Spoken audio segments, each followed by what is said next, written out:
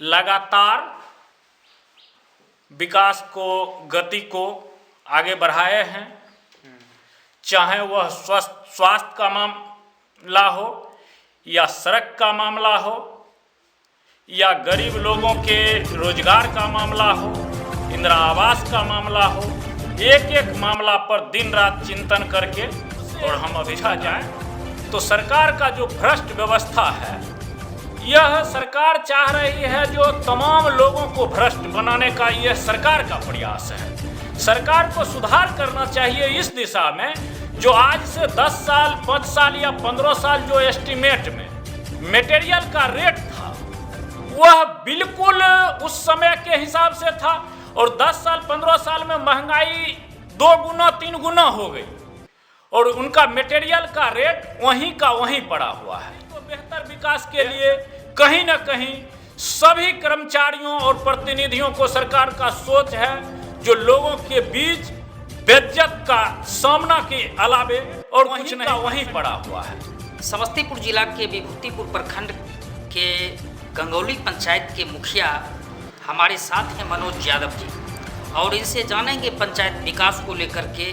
चूँकि लोगों ने काफ़ी जब पूछने के बाद पता चला कि कमोबेश जो पंचायत की दशा दिशा है उसको लेकर के हम जानेंगे मनोज जी से कि क्या वर्तमान में स्थितियां क्या हैं विकास को लेकर।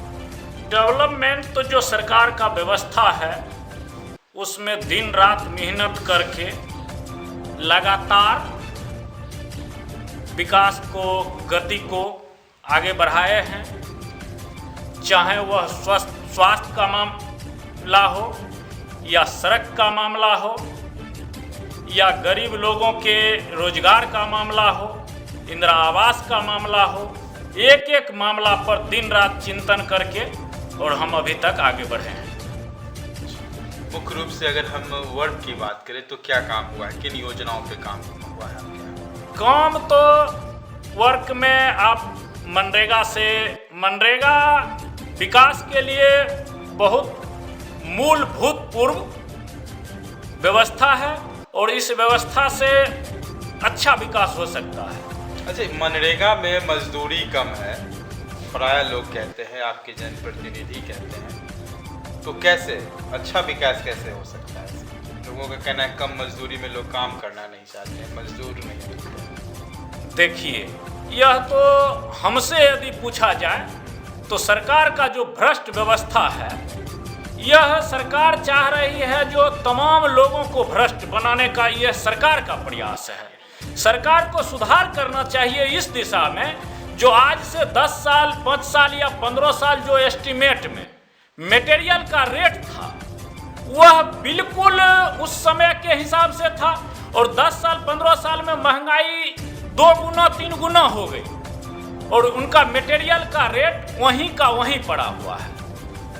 बेहतर काम के लिए सरकार को चाहिए जो अभी का परिस्थिति है और उसके मुताबिक जो रेट है वह रेट दें हर साल का मिला करके, तब जाकर के हम बेहतर विकास कर सकते हैं।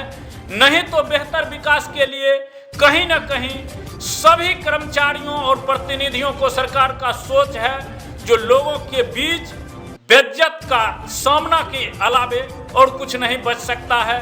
जैसे मान लीजिए अभी मजदूर का मजदूरी होना चाहिए 210 रुपया मिल रहा है, लेकिन उसका मजदूरी तो मिलना चाहिए 400 रुपया। हम अपने खेत में काम करवाते हैं, उसका मजदूरी देते हैं 400 रुपया और उनको सरकार की तरफ से मजदूरी मिल रहा है 200 रुपया। वह भी 210 रुपया मिलता है काम किया आज और मजदूरी मिलेगा 2 महीना 1.5 महीना बाद। अच्छा, एस्टिमेट आपने कहा है कि कम है, रेट ज़्यादा है बाजार का, गुणवत्ता कैसे मेंटेन करते हैं, क्वालिटी कैसे मेंटेन करता है? कहीं ना कहीं चोरी के हिसाब से सरकार यह मजबूर करता है कर्मचारियों को जो एस्टीमेट गलत करके और मेंटेन करें। अधिकारों का हनन हुआ है पंचायत सरकार में? देखिए, पंचायत सरकार में अधिकारों का हनन नहीं कहा जा सकता है इसको। पंचायत में पंचायत प्रतिनिधियों के पास कुछ है ही नहीं। यदि पंचायत के लोग विकास के काम के लिए, जैसे राशन कार्ड एक बनाने के लिए मेरे निकट आते हैं, तो वह मेरे पास सरकार अधिकार नहीं दिया है। जो उस राशन कार्ड को बना करके किसी गरीब को हम राशन दे सकें, यह उदासीनता सरकार को प्रतिनिधियों के सामने है।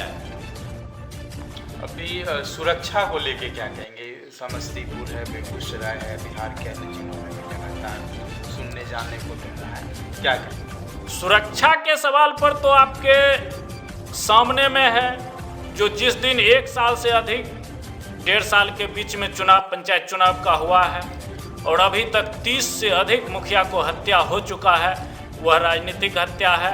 चुनाव के दौर में